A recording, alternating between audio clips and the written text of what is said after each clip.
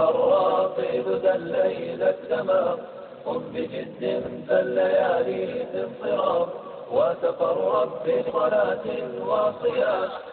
الصلاة لتروي قرآن الإيمان.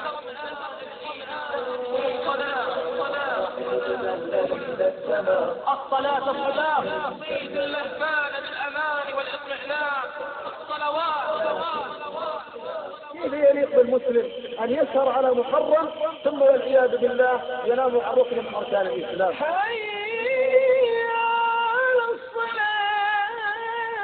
الصلاة وما ملكت أيمانكم. في بيوت أذن الله أن ترفع ويذكر فيها اسمه، يسبح له فيها بالغدو والآصال.